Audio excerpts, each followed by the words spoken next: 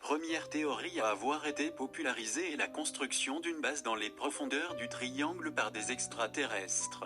Ils détruiraient les navires et les avions qui les gêneraient. De plus, certains pensent qu'ils utilisent des vortex pour voyager à travers l'espace et ainsi c'est un moyen pour eux de venir sur la Terre. L'existence d'une vie intelligente hors de la Terre a toujours fasciné les êtres humains. Cette idée est d'autant plus répandue que de nombreux témoins affirment avoir vu des ovnis, notamment dans le triangle des Bermudes. D'après une autre théorie, l'Atlantide pourrait se trouver dans le triangle et c'est ce qui expliquerait les disparitions. Selon Platon, c'était une civilisation avec des connaissances très avancées, mais d'après la légende, l'île aurait été engloutie en un jour et une nuit. L'hypothèse la plus retenue est que des cristaux de feu soient engloutis avec l'Atlantide et ils dégageraient un champ d'énergie qui rayonnerait toujours, ce qui entraînerait les disparitions de navires et d'avions. On pourrait également faire un rapprochement avec la base de l'OTEC qui est située en plein cœur du triangle et qui est utilisée en grande partie par l'armée.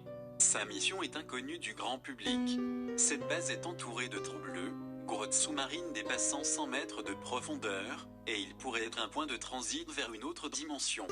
De plus, de mystérieux engins auraient été aperçus à plusieurs reprises non loin de l'OTEC.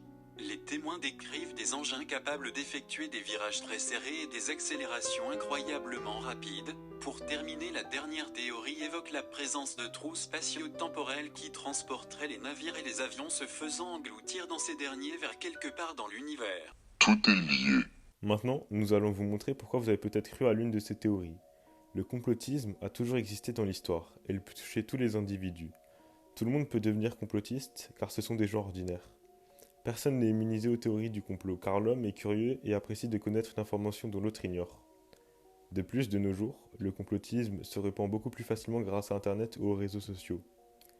Pour finir, nous avons utilisé une musique assez inquiétante. On pousse les gens à douter et on donne peu ou pas d'explications scientifiques. D'un autre côté, des théories réalistes existent et elles pourraient expliquer les nombreux cas de disparition. Certains chercheurs pensent que c'est à cause de son relief atypique et de la météo imprévisible de cette zone que les navires et les bateaux disparaissent. Ce n'est peut-être qu'un phénomène statistique ou d'erreur humaine. D'ailleurs, la zone ne fait même pas partie des endroits les plus dangereux pour la navigation d'après un rapport du World Wide Fund for Nature en 2013. Le triangle a également des caractéristiques magnétiques peu communes que l'on ne peut pas nier, et cela pourrait perturber les instruments, faire perdre le nord à un pilote. Le danger pourrait aussi venir des fonds marins qui éjecteraient des gaz qui mettraient en péril les navires et les avions.